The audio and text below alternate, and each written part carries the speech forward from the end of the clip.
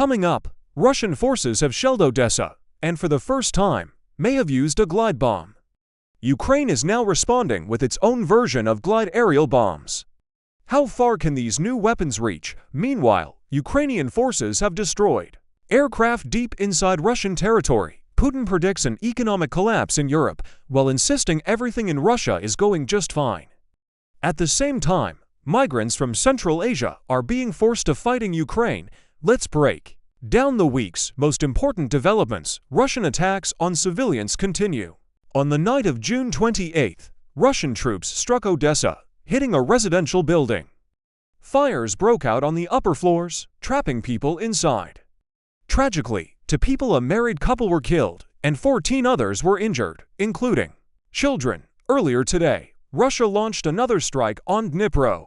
This one may have involved a glide bomb, possibly the first confirmed use. According to Ukraine's Air Force, the object flew more than 100 kilometers before being shot down outside the city. While it's not officially confirmed to be a glide bomb yet, analysis of the debris should reveal the truth. Dnipro authorities believe it was a G1, a new type based on the Kh-38 missile, capable of striking targets at distances up to 120 kilometers, but Ukraine isn't standing still. It has developed its own glide aerial bombs, capable of hitting targets up to 60 kilometers away. Ukrainian engineers have created their own version of a guided bomb similar to Russia's UMPK. These bombs, made entirely in Ukraine, are based on standard high-explosive aerial bombs retrofitted with guidance systems, wings, and navigation modules. They are dropped from Su-24s and can strike targets dozens of kilometers away with precision. Currently, the range is 60 kilometers. With further testing, the goal is to extend that range to 80 or even 100 kilometers when released from higher altitudes. The main limitation isn't technical, it's financial. Each unit costs around $25,000 to produce. Funding is urgently needed to move from prototypes to full-scale production. These glide bombs are ideal for hitting defensive positions, trenches, fortifications, or command centers. While they may not radically change the battlefield overnight, widespread use could significantly increase Russian losses. However, Ukraine would need to produce these bombs by the hundreds every day for a true strategic shift. Meanwhile, in Russia, there's panic. Footage of Ukraine's guided bombs has caused visible alarm among pro-Kremlin commentators. As they admit, Ukraine is now using guided bombs that are cheaper and more accessible than Western models like JDAMIS or GBS, long-range Ukrainian drones, recently destroyed to Russian Su-3 for bombers at the Marinovka airfield in the Volgograd region.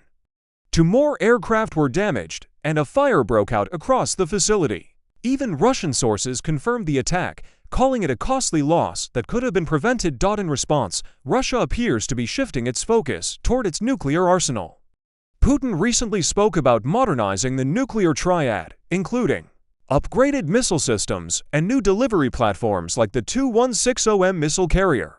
Production of the new Ornik medium-range missile has also begun. This rhetoric serves a purpose. Putin portrays the world as hostile and uses this narrative to justify more militarization. According to this logic, Russia must rely on nuclear weapons to protect its sovereignty. Even though there's no realistic threat of invasion, Western countries are not preparing to invade or occupy Russia. No one wants to manage its vast territory or unstable economy. Buying resources is far easier than controlling them through war.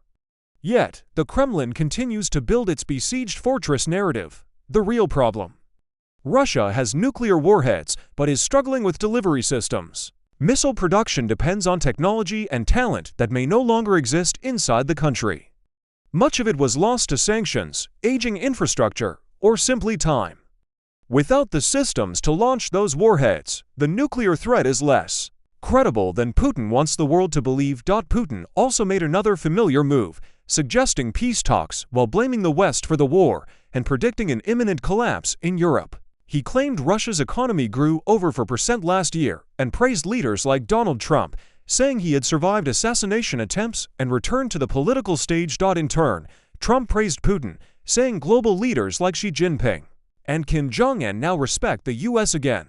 The world may feel like it's spinning into chaos, but much of that chaos is deliberately manufactured. NATO countries near Russia's borders are now taking serious precautions. A new Iron Curtain is falling, this time built by the West. Finland, Poland, Lithuania, Latvia, and Estonia are preparing to withdraw from the Ottawa Convention, which bans the use of anti-personnel mines.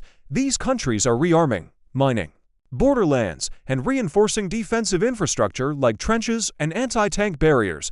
Russia's ongoing aggression and disregard for international law have forced their hand. Finland, in particular, shares the longest border with Russia and has already begun laying plans to heavily mine that border.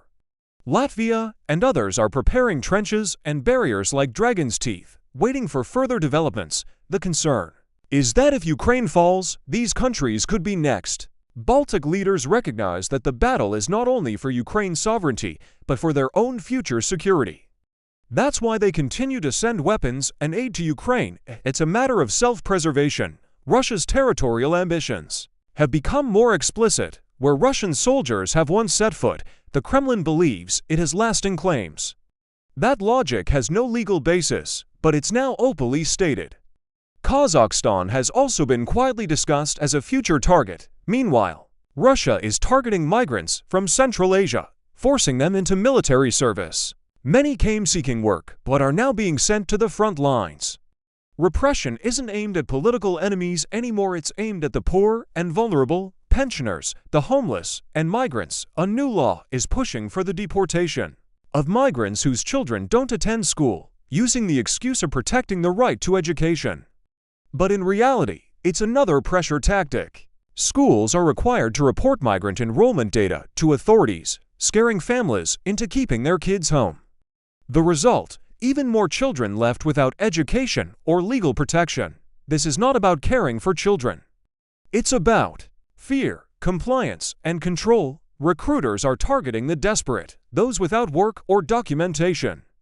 In places like Saransk, the homeless are being enlisted through social outreach. They're not housed or cared for, they're sent to fight. Some are lured with promises of short-term contracts, decent pay, and health care. But many are deployed to the most dangerous parts of the front, often never returning. For these individuals, there's no real choice: fight, die, or flee. This is what Russia has become, a machine that feeds on its own people, especially the most powerless. The state justifies it all with talk of patriotism and values, but it's hard to see value in turning poverty into cannon fodder.